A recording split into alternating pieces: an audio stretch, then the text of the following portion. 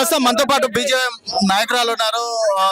అనితా ముదిరాజు గారు చెప్పండి, అంటే ఇప్పటి వరకు రియంబర్స్మెంట్ రాకపోవడం పైన ఏది అసలు ఈ రాష్ట్రంలో చూసుకున్నట్లయితే ఒక విద్యాశాఖ మంత్రి లేడు. విద్యాశాఖ మంత్రి లేకపోవడం ఎక్కడ చూసామా?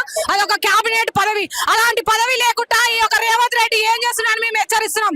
ఈ యొక్క విద్య ఇక్కడ చూసుకున్నట్లయితే మన రాష్ట్రంలో విద్య కొరత అంటే మామూలుగా లేదు. ఈ యొక్క విద్యని ప్రైవేట్ యజమానానికి అమ్ముకుంటున్నాడు. ఇక తల్లిదండ్రులకు పిల్లల్ని చదివించాలని ఒక కోరిక ఉంటది, కానీ ఈ యొక్క కోరిక అందని ద్రాక్షలాగా మిగిలిపోతుంది.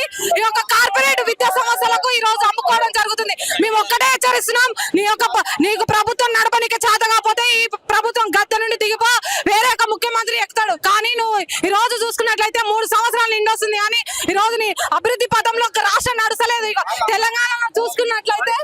తెలంగాణలో చూసుకున్నట్లయితే మన రాష్ట్రం ఎక్కడో వెంకబడిపోయింది. అయితే మేనిఫెస్టోలో కూడా చూసుకోవచ్చు మీరు. ఆయన కేజీ టు పీజీ విశ్వవిద్యాలయాన్ని కట్టిస్తాం ప్రతి మండలానికి అని చెప్పిండు. కానీ అక్కడ విశ్వవిద్యాలయాన్ని పక్కన పెడితే ఈ రోజు విద్యకు మౌలిక వసతులు లేవు. విద్యాలయాలకు గ్రామీణ ప్రాంతాలలో ఒక బడ్జెట్ లో కూడా విద్యాలయానికి బడ్జెట్ కేటాయిస్తలేడు ఒక రేవంత్ రెడ్డి. ఓకే, అంటే విద్యాశాఖ వల్ల నా దగ్గరనే ఉంటే నేను ఇంకా బ్రహ్మాండంగా చేస్తా అంటున్నాడు. ఆయనకే విద్య రాదు, ఆయన ఒక డిగ్రీ క్వాలిఫికేషన్ కూడా లేదు. ఆయన విద్యాశాఖ నడుపుతా అండి. ఈ యొక్క ప్రభుత్వంలో విద్య చదువుకున్న వాళ్ళు లేరా అని మేము హెచ్చరిస్తున్నాం ఈ యొక్క రేవంత్ రెడ్డిని.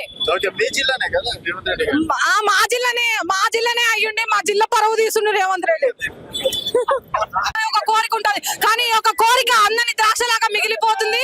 ఈ యొక్క కార్పొరేట్ విద్యా సంస్థలకు ఈ రోజు అమ్ముకోవడం జరుగుతుంది. మేము ఒక్కటే హెచ్చరిస్తున్నాం, నీకు ప్రభుత్వం నడపనికి చేత కాకపోతే ఈ ప్రభుత్వం గద్దె నుండి దిగిపో, వేరే ఒక ముఖ్యమంత్రి ఎక్కుతాడు. కానీ నువ్వు ఈ రోజు చూసుకున్నట్లయితే 3 సంవత్సరాలు నిండొస్తుంది, కానీ ఈ రోజు నీ అభివృద్ధి పథంలో రాష్ట్రం నడుస్తలేదు. ఇక తెలంగాణలో చూసుకున్నట్లయితే మన రాష్ట్రం ఎక్కడో వెంకబడిపోయింది. అయితే మేనిఫెస్టోలో కూడా చూసుకోవచ్చు మీరు. ఆయన కేజీ టు పీజీ విశ్వవిద్యాలయాన్ని కట్టిస్తాం ప్రతి మండలానికి అని చెప్పిండు. కానీ అక్కడ విశ్వవిద్యాలయాన్ని పక్కన పెడితే ఈ రోజు విద్యకు మౌలిక వసతులు లేవు. విద్యాలయాలకు గ్రామీణ ప్రాంతాలలో ఒక బడ్జెట్ లో కూడా విద్యాలయానికి బడ్జెట్ కేటాయిస్తలేడు ఒక రేవంత్ రెడ్డి. ఓకే, అంటే విద్యాశాఖ వల్ల నా దగ్గరనే ఉంటే నేను ఇంకా బ్రహ్మాండంగా చేస్తా అంటున్నాడు. ఆయనకే విద్య రాదు, ఆయన ఒక డిగ్రీ క్వాలిఫికేషన్ కూడా లేదు. ఆయన విద్యాశాఖ నడుపుతా అండి. ఈ యొక్క ప్రభుత్వంలో చదువుకున్న వాళ్ళు లేరా అని మేము హెచ్చరిస్తున్నాం ఈ యొక్క రేవంత్ రెడ్డిని.